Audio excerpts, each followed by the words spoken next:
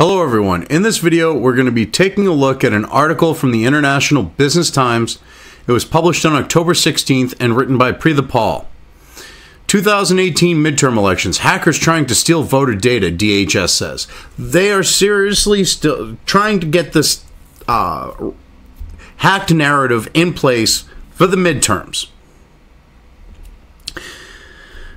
They're going to, they're just going to start piling more and more of this shit on.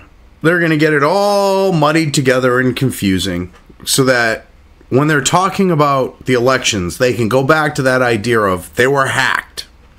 Even though what digital computer-based voting there isn't, networked or connected to the internet or anything, and they would literally have to go to each machine individually and take care of it that way.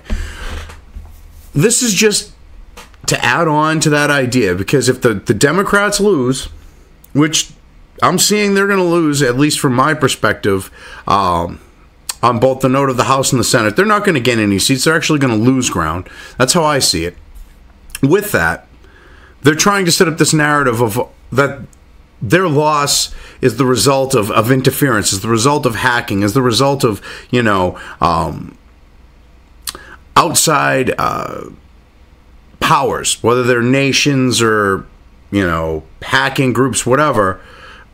Because of them, that's why they didn't win. It's an illegitimate win for the Republicans or independents that take those seats that they lose. Let's get into the article here.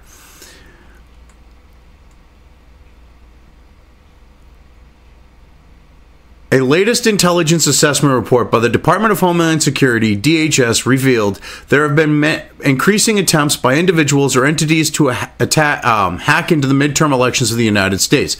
Completely false statement, because you can't actually hack into the midterm elections. The elections themselves are not networked. They're not computerized. You have voting machines that might be computerized, but the tallies are not sent over the internet. None of this stuff is networked. This is literally a completely false statement. We are aware of the growing volume of cyber activity targeting election infrastructure in 2018, the Department of Cyber Mission Center said in an intelligence assessment issued last week, which was obtained by NBC News. Numerous actors are regularly targeting election infrastructure, likely for different purposes, including to cause disruptive effects, steal sensitive data, and undermine confidence in the election. Which, the funny thing is, this idea of other nations fucking around with each other's elections, it's commonplace. Allies, our own allies, we do it, they do it to us, we do it to them. Good example of that would be the Steele fucking Piss dossier.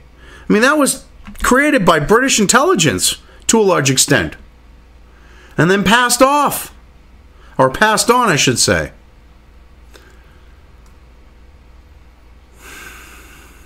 The hacking efforts intensified manifold... Wait, what? The hacking efforts intensified manifold since April this year. That makes absolutely no fucking sense. Do you mean tenfold? That would make sense. The hacking efforts intensified tenfold since April this year. Yeah, not manifold. But traces of such attacks could be detected since October 2017. While all cyber attempts to compromise the midterms were either prevented or neutralized, the DHS has admitted they have not been able to determine the source of the attack so far. Now, this is what's messed up. They really can't do shit to the elections.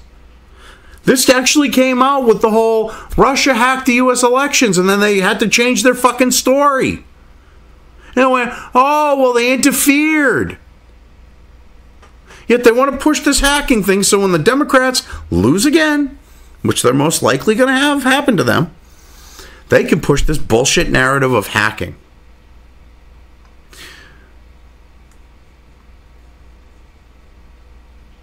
The attacks mainly take place through malicious emails disguised as legitimate and by conducting denial-of-service attacks. For example, 3 different methods were used to infiltrate Vermont's online voter registration database in August, all of which proved unfruitful. Oh my God. A DDoS attack is not going to allow you to fucking gain access to a site. It just drives it, it shuts it down. Holy fucking shit. I don't know who's a bigger idiot, the people who you're expecting to con job or you for writing this bullshit. And email phishing is nothing new. It's not like it's an elite fucking thing to do. That's like script kiddie bullshit. The good news is that our defenses are robust, were in place, and did their job, Vermont Secretary of State Jim Kondo said. Kondos added that since his state's voter registration list was backed up every single day, if it were somehow to be breached, we would just go back 24 hours and reset it. We'd only lose 1 day's worth, and we'd have the same day voter registration, which means that no one would be denied on election day. See, this is what's funny. The only people who would benefit from, say, removing people from voter rolls would be Democrats. They're the only ones that would benefit because the blue wave ain't shit. It's nothing.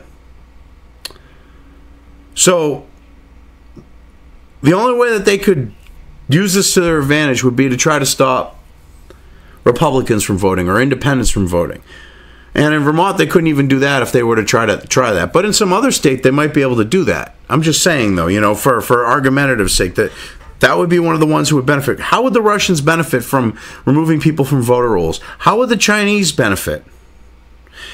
To them, where they can't hack the actual election because, like I said, the computerized voting machines are not networked or anything like that.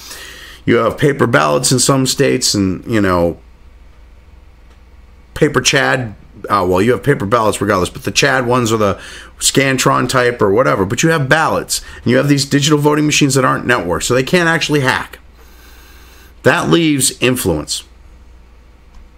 And this is not talking about influencing. They wouldn't have anything to gain by removing people from voter rolls. The only people that would be Democrats. And it wouldn't work in Vermont, like I said. And I'm repeating myself, but anyways. DHS added that improved coordination between the federal department and states' election official offices have aided in ensuring the cyber attacks are quickly comprehended and mitigated. Due to improved relationships between DHS and our state and local election partners, our partners have increased their reporting of what they are seeing to DHS, which is contributing to more comprehensive understanding of the threats facing our nation's election infrastructure, a DHS official said in an emailed statement to Axios. Which I find funny because you had all these states that didn't want to cooperate because they were actually having their voter rolls and everything else looked at to make sure that you didn't have dead people and shit like that voting on them. But now, supposedly, they're cooperating? I think that's more PR. But, all right. This does not necessarily mean that our partners are seeing an increase in threats to their networks. As we have consistently said, we have not seen any activity of the scale or level of coordination that we saw in 2016, the statement added. Which they really didn't see shit in 2016. What hacking of note was Seth Rich on the inside. And it was the DNC. And all we have is the DNC's words that it wasn't, and that it was the Russians that hacked them. So, yeah, okay. While intelligence officials maintained the hacking attempts were not as robust as they were in the 2016 election, preventing the attacks was paramount, especially since most of the states had no plans of redoing their election infrastructure less than 30 days before the midterms. I love how they're trying. See, they're trying to set the stage for when the blue wave just ripples across the shoreline to set this up of hacking and shit like that. At the same time, they're saying, oh, well, we thwarted any attempts, and basically saying, don't worry, shit's secure. Which is what they did leading up to the 2016 presidential election. Oh, don't worry, shit's secure. Then Trump wins. Oh, hacking. It's going to be the same exact thing here. They're just going to rehash the same shit over again. Also, unlike in 2016, the intelligence officials have found no reason to believe that foreign adversaries are behind the cyber attacks on the midterm elections. Oh, so what you're saying is right now, these attacks had nothing to do with Russia or any other nation state that you know of until it becomes convenient when the Democrats lose and the deep state fuckwits and the DHS decide to push this narrative. Then they're going to say whatever state is convenient. So it could be China. It could be Russia. Hell, they could try to say it's Brazil with the conservative movement going on there. They could fucking try to say it's Venezuela. They could say whoever the hell they want. But you know it's going to be China, Russia, or North Korea. For the most part, with some certainty. Whatever becomes politically convenient.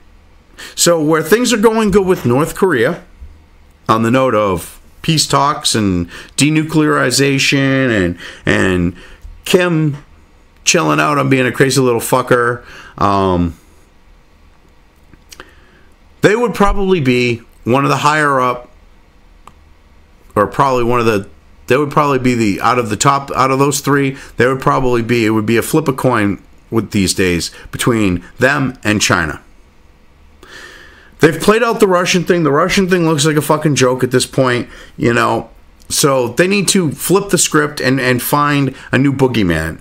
And it's going to be either China or North Korea, I'm sure. So we'll just wait and see when the blue wave ripples across the shore, is just, you know, like the idea of dropping a pond in a rock in a pond. We'll see which one they choose. But anyway, I've covered this well enough. I'm just going to leave things here. If you liked this video, depending on where you are watching it, please give it an upvote or thumbs up. If you want to know when new content of mine hits the internet, don't forget to subscribe to one or more of my social media or video accounts listed here. Also, with YouTube, don't forget to ring that bell. You can find all of my video content on both BitChute and YouTube. This may not be the case with other places I upload to, but I will try to minimize this happening. You are always welcome to interact with me at any of these sites on the list, so feel free to do so. If you have anything you want me to cover in a video, when it comes to news or current events, send it right along to me. I will try to do my best to cover it. As always, thank you for watching.